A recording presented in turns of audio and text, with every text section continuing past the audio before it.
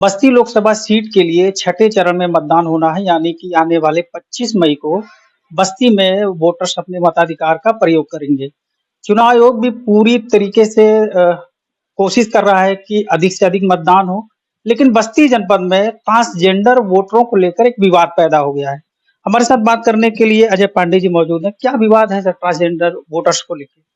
देखिए, transgender voters को लेके फिलहाल विवाद नहीं है, मतदाता सूची में सुधार की बात की गई है।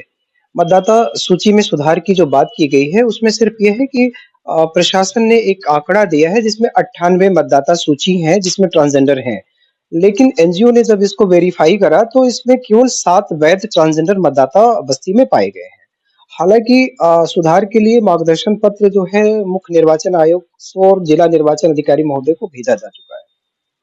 सर आपने ये जो मुद्दा उठाया, आपने इसकी कंप्लेंट भी की है, तो ऐसे सामान्य लोगों को ट्रांसजेंडर बना दिया गया, किन्नर बना दिया गया, उनके वोटर्स कार्ड जारी कर दिए गए। तो वो जब वोट देने जाएँगे तो क्या वो एज़ अ सामान्य पुरुष बने रहेंगे या फिर एज़ अ किन्नर ही वो वोट दे पाएँगे या नहीं दे पाएँगे? देखिए, तकनीकी आधार पे अगर देखा जाए कि किसी पीठासीन अधिकारी के पास, चुनाव अधिकारी के पास अगर कोई मतदाता जाता है और वो ट्रांसजेंडर एंड थर्ड जेंडर तृतीय लिंग में है, तो निश्चित तौर पर वहाँ पर एक समस्या आएगी। इस बात की समस्या आती है कि उसको जवाबदेही तय करनी होती है कि आप थर्ड जेंडर मतदाता हैं, पुरुष हैं या महिला हैं। और वो आंकड़ा जो है अभी फिलहाल जो निर्वाचन आयोग ने एमएनपी ऐप पे जारी किया है कि वोटिंग प्रतिशत का आंकड़ा दिया जाए, कितने पुरुष, कितने महिला, कितने थर्ड जेंडर, तो उसमें वो ये आंकड़ा गलत चला जाएगा और ऐसे में मुझे लगता है कि निष्पक्ष चुनाव नहीं कहा जा सकता है कि अगर आंकड़े गलत चले जा रहे हैं। अच्छा, इतनी बड़ी गड़बड़ी कैसे पकड़ में आई? आपने कैसे सर्वे कराया इसको लेकर कि जो ट्रांसजेंडर हैं, जो प्रशासन के आंकड़ों में है और जो आपके सर्वे में है, वो काफ़ी इतना बड़ा अंतर है। 96-97 जो प्रशासन बता रहा है और आप कह रहे हैं केवल 7 मतदाता ही किन्नर हैं यहाँ। देखिए, एनजीओ पिछले 2 सालों से ट्रांसजेंडर मतों अधिकारों को लेकर के और ट्रांसजेंडर्स वेलफेयर के लिए भारत सरकार के निर्देशन पे लगातार कार्य कर रहा है। इसमें उत्तर प्रदेश सरकार का भी हमेशा मार्गदर्शन और सहयोग मिलता रहा है। ऐसे में हमें गहराई से जानकारी थी कि जनपद में हमारे पास कितने ट्रांसजेंडर मतदाता हैं, क्योंकि हम उनके लिए हमेशा काम कर रहे हैं और हमें पता है कि कितने को टीजी कार्ड जारी है, कितने मताधिकार है प्रयोग कर सकते हैं और कितने नहीं कर सकते हैं। अच्छा, आप लगातार किन्नरों के उत्थान के लिए काम कर रहे हैं, तो ये गरिमा गृह योजना के बारे में भी आपने बताया था ऑफ द कैमरा हमसे बातचीत में। क्या ये योजना है, इसको लेकर उत्तर प्रदेश में कितना इम्प्लीमेंट हो पाया है इस योजना का सेंट्रल गवर्नमेंट की? देखिए, सेंट्रल गवर्नमेंट की एक स्कीम है जिसमें स्माइल योजना कहा जाता है और स्माइल योजना का मतलब ये होता है कि इसमें गरिमा गृह का कांसेप्ट है कि ऐसे किन्नर जो परित्यक्त हैं, बूढ़े हैं, असहाय हैं, जो अपना रोजगार सृजन नहीं कर सकते हैं या किसी प्रकार से वो विकलांग हैं, ऐसे किन्नरों के लिए भारत सरकार ने एक योजना चलाई जिसका नाम है गरिमा गृह। उत्तर प्रदेश में फिलहाल एक भी गरिमा गृह का संचालन नहीं किया जा रहा है।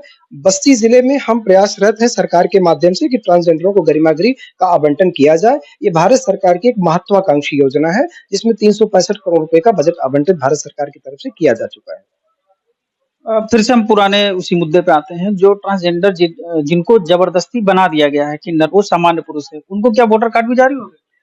मुझे जहाँ तक जानकारी है कि अगर इलेक्शन कमीशन की वेबसाइट पे बाकायदे उनके एपिक कार्ड नंबर को डालने पर अगर उनके जेंडर्स, पिता का नाम, पति का नाम और उनके पते और उनके बूथ लेवल का पता है, तो निश्चित तौर पे उनका एपिक कार्ड जारी है। ये कहना गलत नहीं होगा कि सारे लोग का एपिक कार्ड जारी है जो 98 मतदाता हैं, जिसमें 91 हमारे गैर ट्रांसजेंडर मतदाता हैं और 7 हमारे ट्रांसजेंडर मतदाता हैं। तो ये तो बहुत बड़ी गड़बड़ी है कि 91 सामान्य लोगों को बस्ती जिला प्रशासन ने अपनी चूक की वजह से उन्हें किन्नर बना दिया। अब इसे जिला प्रशासन की चूक तो नहीं कह सकते, इसे ग्राउंड लेवल पे बीएलओ की जिम्मेदारी या उनके ऊपर के अधिकारियों के पर्यवेक्षण में कहीं न कहीं कोई कमी रही है और निश्चित रूप में मताधिकार का प्रयोग करने वाले मतदाताओं की जागरूकता का भी कमी रही कि अगर उनका एपिक कार्ड में गलतियाँ हैं, तो उनको स्वतः सुधार करवा लेना चाहिए था। तो अभी आपने इसकी जिलाधिकारी से शिकायत की है? हमने जिलाधिकारी महोदय को और चुनाव आयोग को मार्गदर्शन भरा पत्र भेजा है, रजिस्टर्ड पत्र और ईमेल के माध्यम से अवगत करा दिया है। तो कुछ ही दिन रह गए हैं वोटिंग में, सिर्फ 5 दिन का समय रह गया, तो क्या ये जो 91 सामान्य लोग हैं, जो अब किन्नर कागजों में बन चुके हैं, क्या वो वोट दे पाएँगे? निश्चित तौर पे मताधिकार का प्रयोग वो कर पाएँगे, लेकिन सबसे बड़ी जो समस्या ज़मीनी आ रही है कि क्या जिला प्रशासन चुनाव आयोग को जो आंकड़े दे रहा है, वो वैध होंगे या अवैध माने जाएँगे? सबसे अहम सवाल तो यही बना हुआ है कि 98 के आंकड़ों पर अगर उत्तर प्रदेश की बस्ती में 6ठवीं चरण का चुनाव होता है 61 लोकसभा क्षेत्र में, तो ये थोड़ा-सा विचार करने का विषय है प्रशासन के लिए भी, चुनाव आयोग के लिए कि आपत्ति के बाद भी अगर आंकड़ों में सुधार नहीं किया गया है या सुधार हो चुका है तो अच्छी बात है, नहीं हुआ है तो ये एक क्वेश्चन मार्क बनेगा कि आप गलत आंकड़ों पे चुनाव करवा रहे हैं। क्या वोटिंग परसेंटेज पे भी असर पड़ेगा इसका? बहुत ज़्यादा तो 100 वोटों पर कोई असर नहीं पड़ना चाहिए, लेकिन माना जा सकता है सैद्धांतिक रूप में कि अगर इस तरह की खामियां आई हैं, तो जो भी हमारे मतदाता हैं, वो मतदान करने से बचेंगे, तो निश्चित तौर पर वोटिंग प्रतिशत पर असर आएगा। अभी आपने कहा कि अगर जो सही लिस्ट अगर जारी हुई होती तो आप 100% मतदान करवा कर किन्नरों का एक देश में मिसाल बनाते। जी। देखिए, संस्था ने 1 महीना पहले ही एक संकल्प लिया था, संकल्पित किए थे कि अगर बस्ती में हमारे 7 मतदाता ट्रांसजेंडर हैं, तो उनका 100% मतदान करेंगे।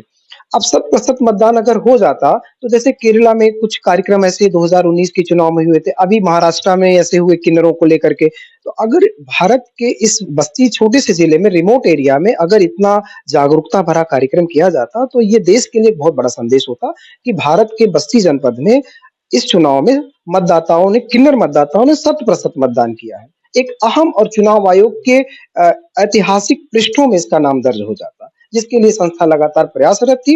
लेकिन जब ये विवाद की स्थिति पैदा हुई 98 मतदाताओं की, तो उसमें निश्चित रूप में ठेस लगा है और हमारे उद्देश्य पर कहीं न कहीं एक क्वेश्चन विराम लगा हुआ है। तो धन्यवाद हमसे बात करने के लिए। तो देखना होगा कि चुनाव आयोग अब इस बस्ती जनपद में जो किन्नर वोटर्स की लिस्ट को लेकर विवाद हुआ है, उसको लेकर क्या कार्रवाई करता है।